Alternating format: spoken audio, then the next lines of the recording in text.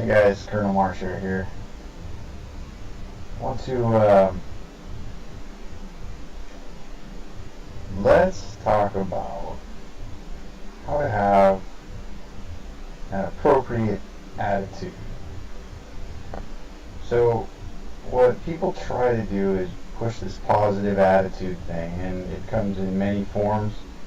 There's a secular form, positive thinking, and then there's the Christian form, which is everything is supposed to be happy, love, joy. Thing is, that's really not based on reality.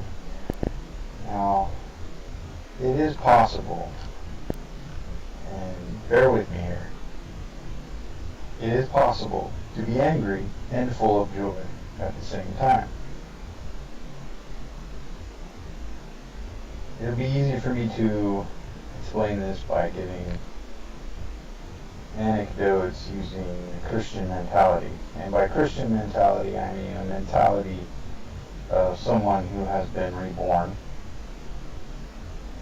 and is full of life and is no longer spiritually dead. I know I just repeated myself 3 times, but some people don't understand that those are all the same thing.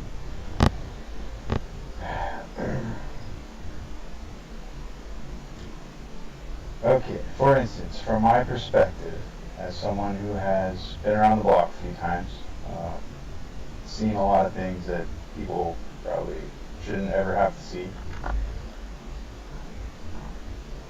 I get angry at tyrants. I get very angry. And it's a healthy anger. It's an anger that says no one should treat people like that. And if I have the power to change it, I will. Or I will affect some kind of beginning of a change. The only reason I get angry at tyranny is because I have compassion for those who suffer and compassion for the tyrants. Because believe it or not, even the tyrants suffer from their own behavior. Just think about it for a minute and you'll understand. Coffee time.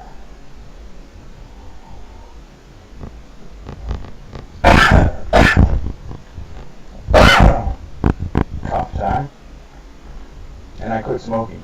I now have a vape. Does the job. So, an appropriate attitude in most situations is a positive attitude. Positive attitude is not the end-all solution. It is a very narrow-minded approach that doesn't allow for every aspect of the world we live in. So, there is no end-all answer. For instance, if you're one of those believers in the Middle East that gets captured by ISIS and they say, renounce your faith or we'll kill your wife or your husband or your kids or your grandma. You know, would you go to hell to keep your family alive? I mean, for a second, because most likely they'll be given the same choice for another relative. So, the best answer is to maintain the faith and be an example of someone who doesn't back down. Now, other times, you might have to make the call that these guys are just looking for lip service so they can feel powerful, so give them the lip service. You need to do what Jesus said and be subtle, cunning, and wise, crafty. You have to outthink the people that are thinking of your demise. That is an appropriate attitude. You can't outthink them if you're stuck on some kick of a positive attitude. And there's only one right solution at all times, no matter what. That's hillbilly thinking. And it leads to you having secret sin. Shocker, right? Yeah. If you think there's end-all solutions, you end up in secret sin. because pride gets in the way. In my case, my pride was straight up arrogance, and it was so craftily disguised that I sold it as shame. My shame was just a mark of my arrogance, as if I had the right to feel more shame than the next person, and as if I had the right to feel shame as a Christian anyway. You don't have that right.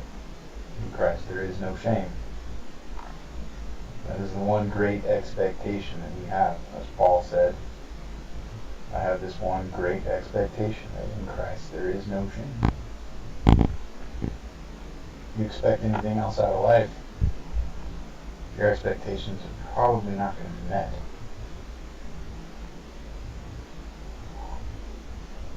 I also want to talk about the difference between belief and faith and knowing something.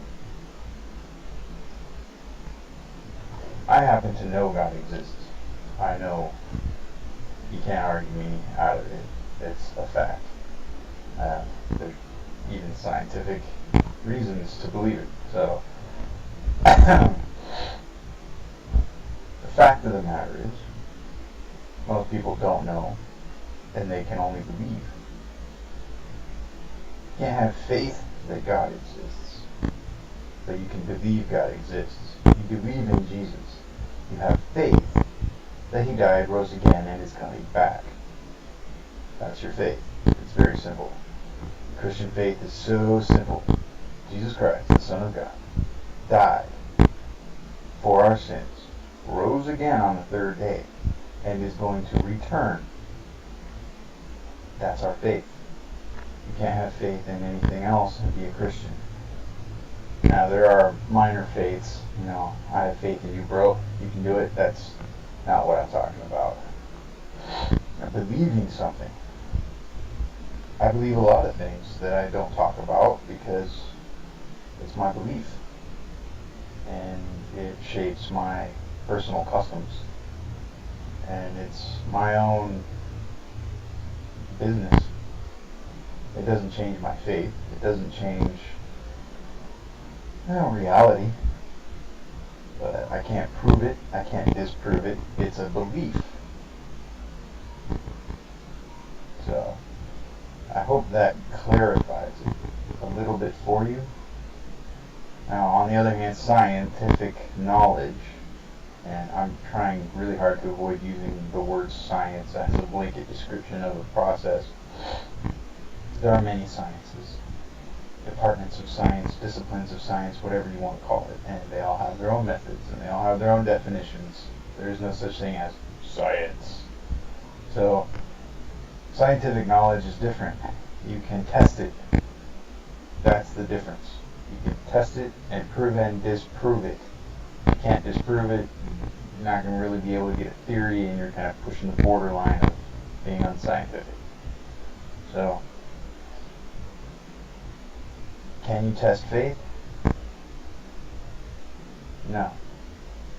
You have faith in something that can't be seen and touched. You can't. Test it. Your faith can be tested, but you cannot test what you have faith in. You can't test that Jesus is coming back. Either He does or He doesn't. You can't test it on the way. Can you test that Jesus died and rose again? Not yet. I mean, there seems to be a little bit of physical proof, but it's always questionable when people come up with stuff like that. I mean, you're looking at stuff like the novel called The Skeleton Key. It's too easy to make stuff up like that.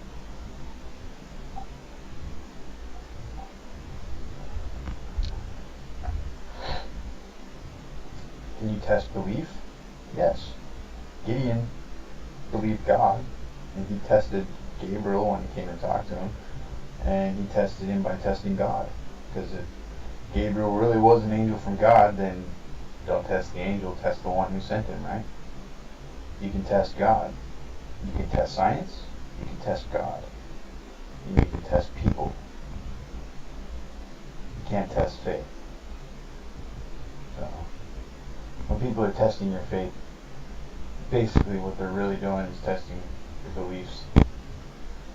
And if you believe that Jesus died and rose again and is returning more than you have faith in that, then yeah, your faith can be tested. It's all relative. There's no simple answer for these things. I'm just trying to help.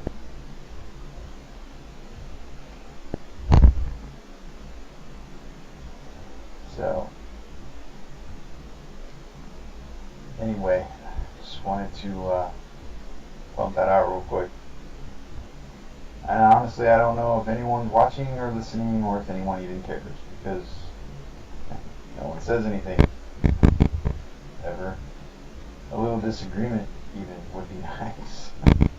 I love the discourse that I can have with knowledgeable, well-educated atheists. I mean, even that would be welcome on my videos. So,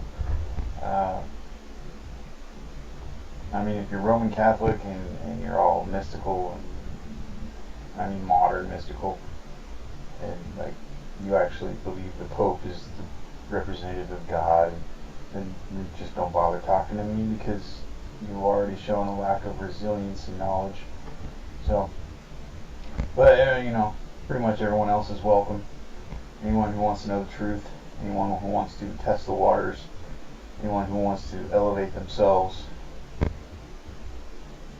comment. I mean, I don't care if it's negative or positive. Cuss me out if you want. It really just tells me more about you than anything else. So, anyway, Colonel Marshare out.